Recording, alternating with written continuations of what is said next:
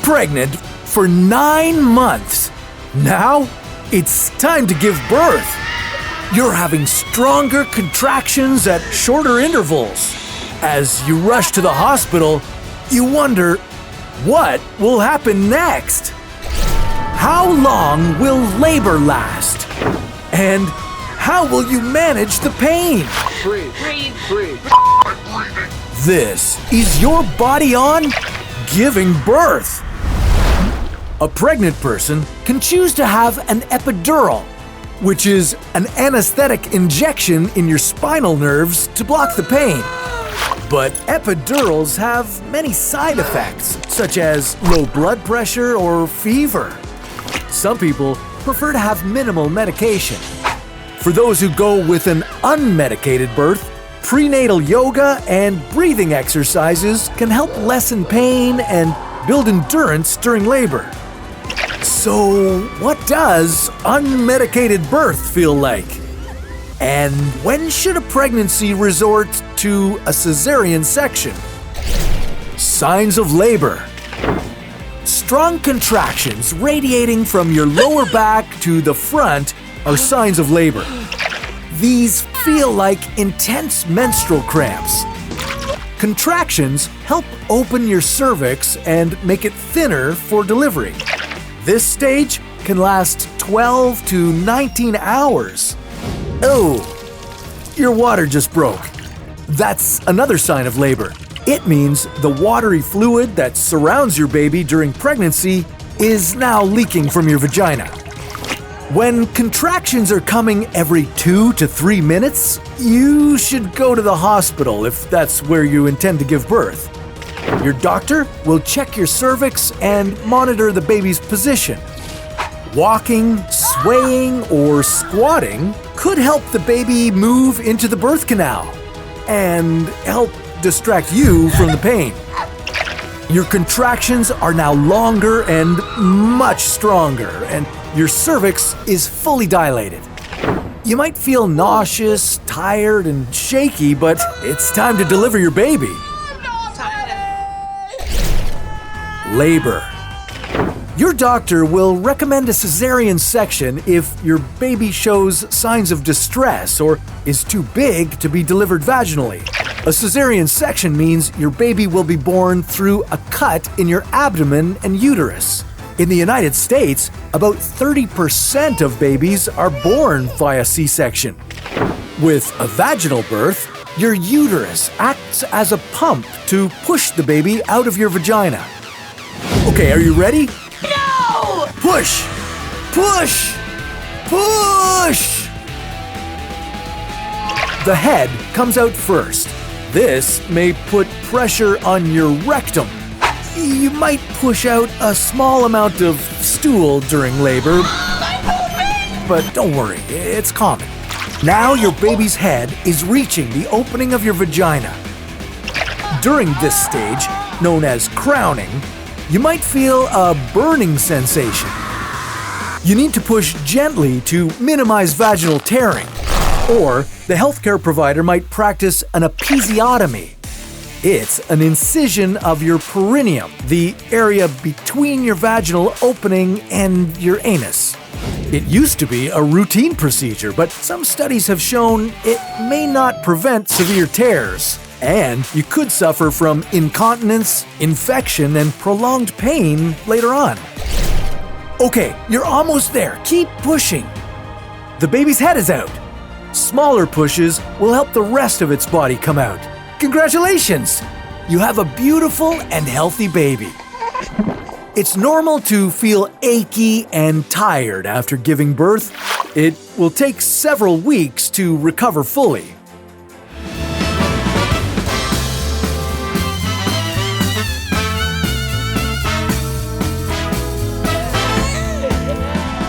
This woman was on her way to a birthing center when her water broke prematurely.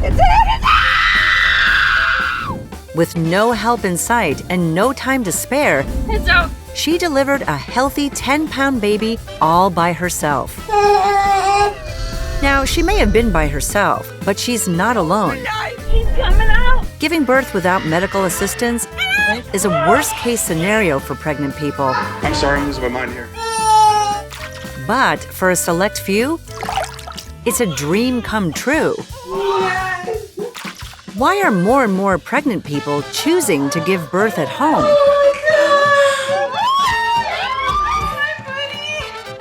How can you deliver your own baby? And why could it land you in jail? This is Your Body On, Giving Birth by Yourself. The trend toward non-hospital births has been rising steadily for years. Get this baby out of me, please! The number of home births in the U.S. increased by 22% from 2019 to 2020. Social media is awash in pictures and videos of laboring mothers in inflatable pools, surrounded by midwives and loved ones. Oh, that was amazing. But recently, a more radical approach to childbirth has taken the internet by storm. Freebirth. Freebirthing is the planned delivery of a baby without any midwives or medical assistance. It's often assisted birth. While most pregnant people deliver at home, some opt for more natural environments. I've given birth outside in the wild.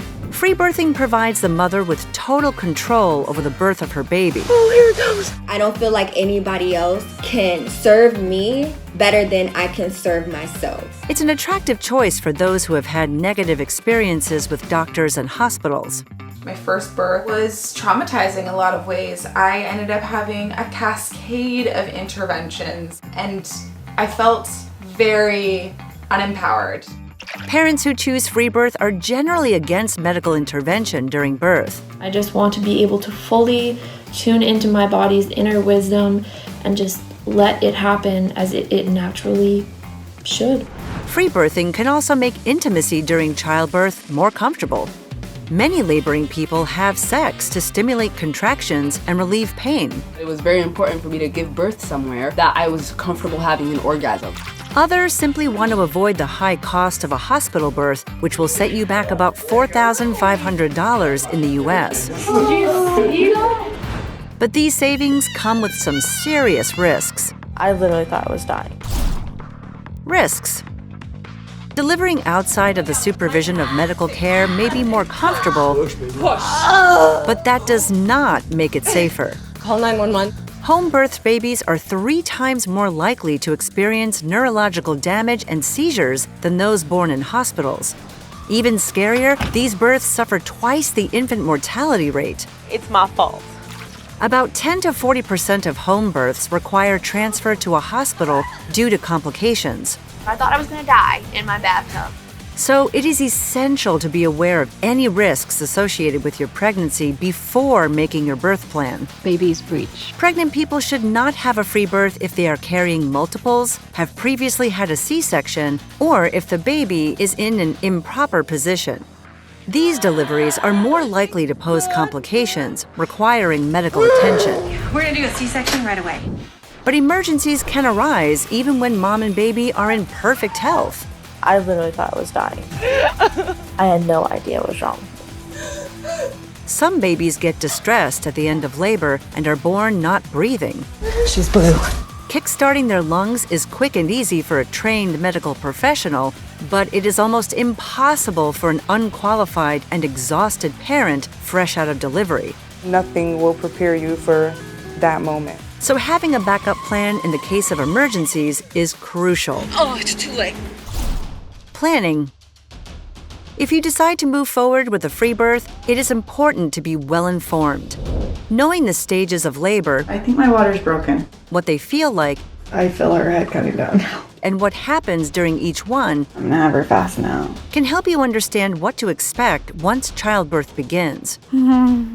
Make sure to monitor your blood pressure at regular intervals during the birth. If it begins to fall, seek medical help immediately. Sudden drops in your blood pressure starve your body of oxygen, which can cause severe organ damage and kill you. So make sure to plan your free birth near a hospital and have transportation at the ready. If your free birth delivery goes wrong, you might face legal trouble. Laws. It is not illegal to give birth unattended by healthcare professionals, but it will ring several alarm bells with authorities. Many doctors have reported women who refuse treatment to social services. I got a phone call from social services saying that I was putting my unborn baby at risk. And if your baby doesn't make it, you might face criminal charges. A number of women in the U.S. have been prosecuted, some of them for murder, after delivering stillborn babies at home. It didn't seem to be that it was treated as a stillbirth. It seemed to be like it was being treated as murder. These instances are rare, but worth considering when deciding where you would like to give birth. If you get to decide. Emergencies. Not everyone has the luxury of choosing a free birth. People around the world do it every day out of necessity. Like Diana Sanchez. The 27-year-old woman gave birth alone in a Denver jail cell without any medical supervision or treatment. That pain was it's indescribable. Diana screamed for help through hours of contractions. She got none. Nobody cared. Whether you're in a jail cell or on the side of the road, if you have to deliver your baby alone, here's what to do. Find a flat and steady surface and try to get as comfortable as possible. Sitting or squatting will help gravity do some of the work. Focus on panting. It'll distract you from the pain and relax your muscles to prevent vaginal tearing. Eventually, your contractions will get closer together and can last 60 to 90 seconds. It hurts. You'll experience pressure in your lower back and rectum. I feel like I should push. Push! When you see the head, place your hands under it for support. If you can, wash your hands first. The baby will have a weak immune system and be susceptible to infections. Guide the little one into a blanket, towel, or whatever you've got nearby. That works. Keep pushing! You gotta breathe, mommy. Once both shoulders are visible, gently lift your baby toward your stomach, and the rest will come out. He's here. Hold that little love close. She's so pretty. Skin-to-skin contact releases oxytocin, which contracts the uterus and reduces bleeding risk. I feel great. Cozy up under a blanket if you can. Babies lose a lot of heat when wet, so it's essential to keep both of you warm. The placenta will come out on its own in the next 30 minutes. Don't pull it out. That can cause a uterine inversion. That's when the uterus is pulled inside out or sometimes even right out of the body. Cutting the umbilical cord is the most dangerous part of the delivery since it can lead to hemorrhaging. If you have to cut it yourself, wait until it stops pulsating. Tie the cord off tightly with a heavy string about 10 centimeters from the baby, and then again 5 centimeters from the first string. Then, cut between the two ties. You did it! You were born on the 405. While hospitals are often considered the safest places to give birth, you have the right to choose how and where your baby is born.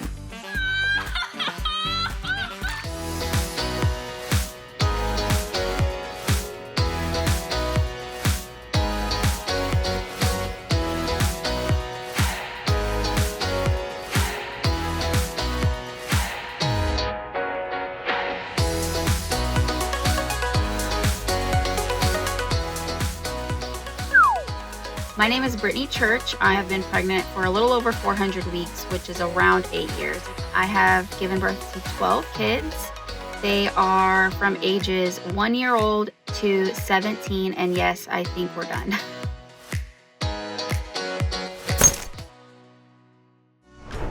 Didn't just wake up and be like, I'm gonna have 12 children.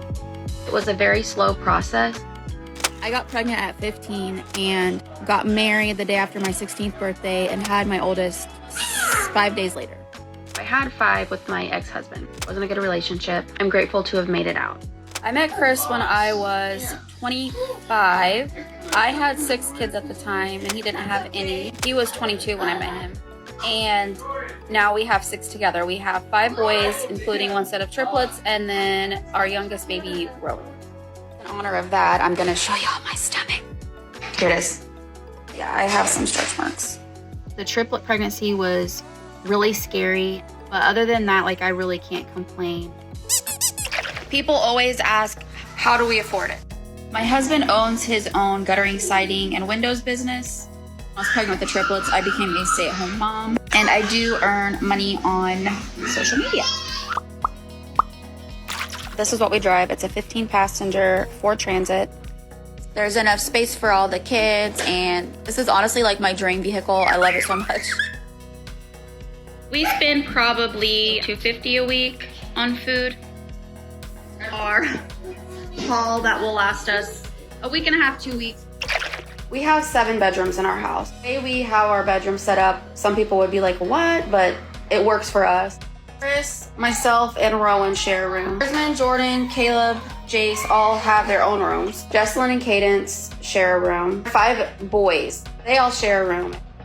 My older kids do all of their own laundry. The rest of it is my job. I have literally never been able to go take a shower without finding someone to either keep an eye on somebody or make sure my husband's home. I literally cannot just be like, I'm gonna go take a shower and just go take a shower. When I was growing up, from the time I was 8, there was a baby around me. My little sisters and then my little brothers. And so, you know, getting pregnant so young at 15, I've never lived on my own. I've never experienced what it would be like to be on my own. I can't complain. I feel like I've been really blessed. I love having a big family. I love being a mom.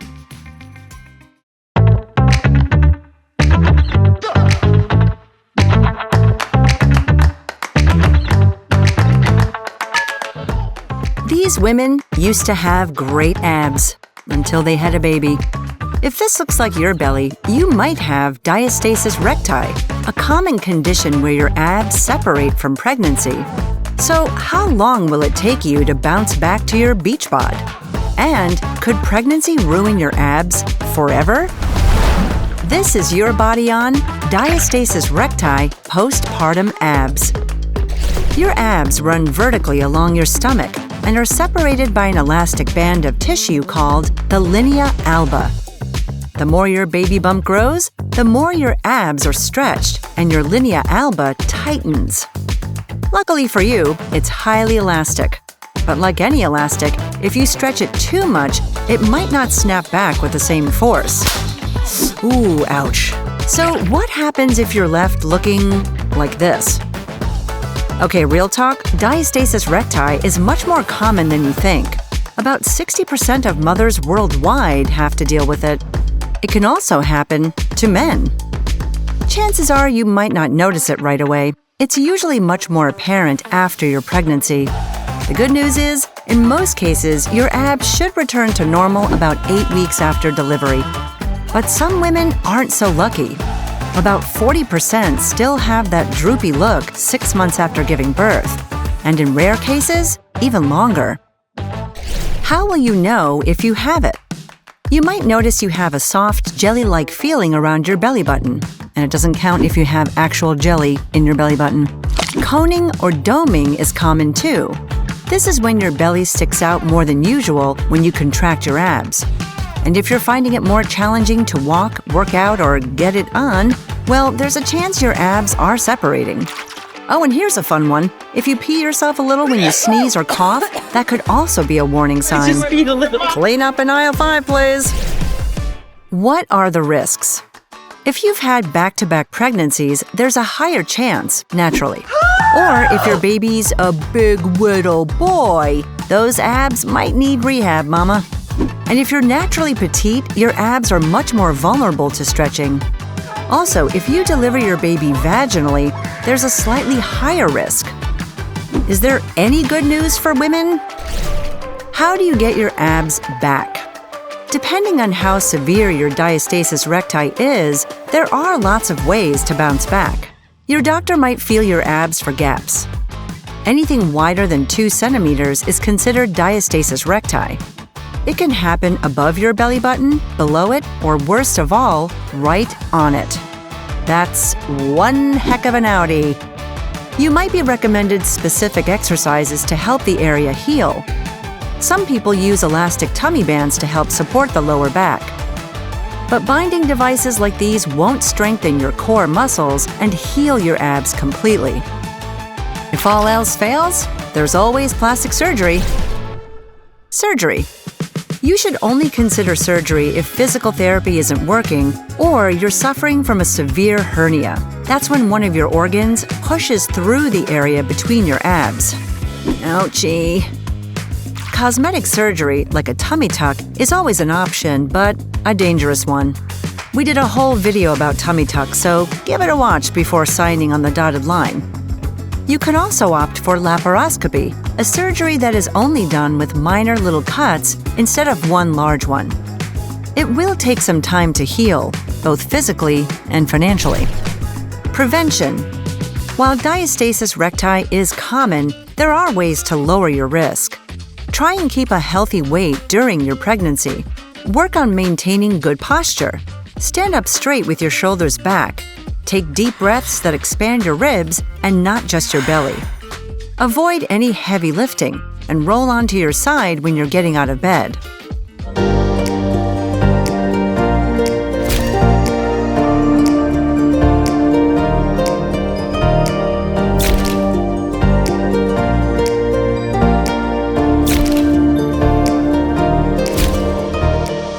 Big boobs may be appealing for some, but they can be a living nightmare for those who have them. If you're hoping to ease your aches and pains or fit into that chic new summer onesie, there's always breast reduction surgery. Celebs like Amber Rose, Ariel Winter, and Drew Barrymore have had it done, and plenty of influencers too. But what would happen if your surgery backfires? I really don't like the way that my nipples and my breasts healed. Has anybody seen my left boob? And would you need brand new nipples? That's my nipple! This is Your Body On, what you should know about breast reductions. Why do people get breast reductions? Large breasts can be an uncomfortable and emotional burden. My back pain was excruciating. It was horrible. It was inflamed all the time. You're automatically sexualized. Cleavage was just horrible for me. I would always try to cover up my body. I didn't have a lot of confidence. Many large-breasted people suffer chronic neck and back pain, have trouble finding clothes that fit, or can't participate in certain physical activities. I hated having big boobs. I did not feel comfortable in my body. I didn't feel comfortable in the clothes that I was wearing. I wore a lot of baggy clothes. Like I definitely was not, society's idea of a girly girl. I had a very hard time walking around. Running was like next to impossible without actually being excruciating pain and feeling like I need to sit down. It's really heavy. Sometimes it's like complications with breathing sometimes, uncomfortable when sleeping. To add insult to injury, skin irritation and rashes under large breasts are common. And some people suffer debilitating nerve pain. My breasts ache with rage. Yeah, not fun. Breast reduction surgery offers a potential solution to these concerns and can restore your comfort and confidence. But can anybody have the surgery? Before you jump on the bandwagon with Barrymore, you might want to consider if it's right for you. Should you get breast reduction surgery? If you're a heavy smoker, you might want to butt out of this one. All the nicotine and nasty chemicals in your body lead to a higher risk of blood clotting. This may prevent adequate blood flow to your healing breasts and could even trigger a heart attack or stroke. And if you're expecting, breastfeeding could be an issue while you're waiting on your tender breasts to heal. Ooh, ouch, keep those little chompers off. You might also want to reconsider this surgery if you're overweight. You'll be at increased risk of complications like poor wound healing, infection, and blood clots. And you may not get the desired shape you want because weight loss can affect breast size. What are the risks? If you're still gung-ho to slim down your twins, it's important to know the risks. You'll likely experience some temporary bruising and be prepared for permanent scarring. While some surgeons are getting savvy with hiding the scars, it's still a gamble. There's also a chance of having slight differences in size and shape. And sometimes you can experience a loss of sensation in the nipples. Oh God, my nipples! So much for getting frisky. If you have particularly massive mammaries, Your surgeon may need to remove parts of your areolas and then graft them back on after your breasts have been reshaped. Preparation. First, you'll want to book a consultation with a board-certified plastic surgeon. They'll look over your medical history and discuss the size and shape you're looking for. Measurements will be made and some photos may be taken. Don't worry, for medical purposes only. And your surgeon will give you the rundown of what to do leading up to the surgery. For starters, steer clear of smoking for at least 6 weeks before the operation. To keep your blood flow in check, you'll also want to avoid aspirin, anti-inflammatory drugs, and herbal supplements. In some cases, you may need a mammogram to rule out any health problems. The procedure. An anesthesiologist will put you to sleep before you go under the knife. Thank goodness. Once you've dozed off, your surgical team will prepare the skin by cleaning it with antibacterial soap and marking the location of the incisions. Depending on your situation, they may make incisions or use liposuction to remove any excess breast fat and tissue. Usually, they'll cut around the nipple and areola and then down each breast. Once the excess fat and tissue are removed, they'll reshape the breast to reset the nipples in their proper position. The incisions will be closed with stitches or sutured shut using a special glue-like adhesive. If there are no complications afterward, you'll be good to go on the same day. But you'll want to arrange a ride with your bestie or order an Uber in advance. Hope it's not a bumpy ride home. Recovery. Your breasts will be bandaged up and nestled in an oh-so-sexy surgical bra to help with the healing. In some cases, a tube might be placed under each arm to help drain any extra blood or fluid. And you'll be given pain meds and possibly antibiotics to reduce the chances of infection. The first week will be the toughest. You'll be tender, bruised, and swollen, and you'll need to stick to sleeping on your back to help your boobs heal. I've never had my neck this sore in my life. Oh my god. You might feel a little foggy and nauseous from the pain meds, too. Don't hop in the shower for at least 48 hours. When you do, wash your incisions with warm water, not hot, and a little soap. You'll want to limit any physical activity for 4 to 6 weeks while you're recovering. So, I'd postpone any TikTok dance-offs or heavy lifting. You'll also need to book a follow-up appointment with your surgeon to go over the results. It could take months for your scars to fade and for the swelling to go down, so plan your wardrobe accordingly. That Fenty top can wait. Your new A, B, or C cup energy will be revitalizing in the long run, but keep in mind how aging, weight gain, and pregnancy can change the shape of your tatas. Nevertheless, we hope the girls are happy and your confidence and comfort have made the whole ordeal worth it. I'm telling you, you have this same smile as well, because I feel amazing. It was literally a huge weight lifted off of me. My shoulders don't hurt. My posture is so much better. My back pain is pretty much gone. I exude divine feminine energy without needing any of my lady parts. It has just been the best thing I've ever done for myself in my life. 6 days and I feel I'm sleeping, I'm eating. I can't believe it. I thought I would be nervous to see how I look. I love them. I love them. Now, if you're hoping to get rid of breast implants, well, that's a whole other story. It could get really ugly.